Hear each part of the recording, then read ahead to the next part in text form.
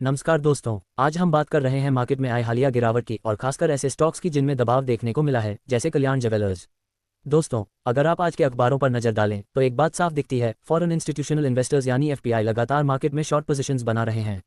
Financial express के मुताबिक index futures में एफपीआई की शॉर्ट पोजीशंस 1 ईयर हाई पर पहुंच चुकी हैं। इसका सीधा मतलब है कि बड़े विदेशी निवेशक शॉर्ट टर्म में मार्केट को लेकर कॉशियस हैं और सेलिंग प्रेशर बढ़ रहा है। जब ऐसे हालात बनते हैं तो सिर्फ वीक स्टॉक्स ही नहीं बल्कि फंडामेंटली स्ट्रॉन्ग कंपनीज के शेयर्स भी गिरते हैं। कल्याण ज्वेलर्स जैसी कंपनीज भी इसी ब्रॉडर मार्केट सेलिंग का हिस्सा बन जाती हैं। ये गिरावट कंपनी स्पेसिफिक कम और मार्केट ड्रिवन ज़्यादा होती है।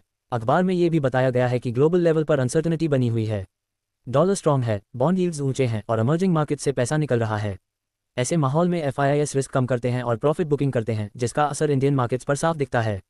अब अगर ज्वेलरी सेक्टर की बात करें तो शॉर्ट टर्म में गोल्ड प्राइस वॉलेटिलिटी और डिमांड एक्सपेक्टेशंस को लेकर भी मार्केट थोड़ा कॉशियस रहता है। फेस्टिवल सीजन के बाद स्लोडाउन की आशंका और क्वार्टरली नंबर्स से पहले अनसर्टनिटी भी सेलिंग को बढ़ावा देती है। लेकिन दोस्तों, यहाँ समझने वाली सबसे जरूरी बात यह है कि यह गिरावट सेंटिमेंट की वजह से है, बिजनेस डिटेरियरेशन की वजह से नहीं।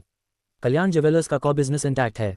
कंपनी ऑर्गेनाइज्ड ज्वेलरी स्पेस में लगातार ग्रो कर रही है, ब्रांड मजबूत हो रहा है और expansion plans long term story को सपोर्ट करते हैं। मार्केट हमेशा शॉर्ट टर्म में डर और खबरों पर रिएक्ट करता है। आज अखबार में नेगेटिव दिखने वाली हेडलाइंस मार्केट के मूड को रिफ्लेक्ट करती हैं, न कि हर कंपनी की असल वैल्यू को।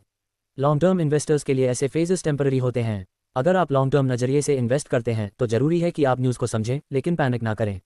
स्ट्रॉन्ग कंपनीज करेक्शंस के बाद ही अगली ग्रोथ के लिए बेस बनाती हैं। तो दोस्तों, कंक्लूजन यही है कि अखबारों में दिख रही एफपीआई सेलिंग और global uncertainty short term pressure बना रही है, लेकिन लॉन्ग टर्म में इन्वेस्टमेंट का फैसला हमेशा कंपनी के बिजनेस और ग्रोथ पोटेंशियल के आधार पर होना चाहिए।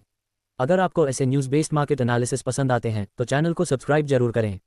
मिलते हैं अगले वीडियो में।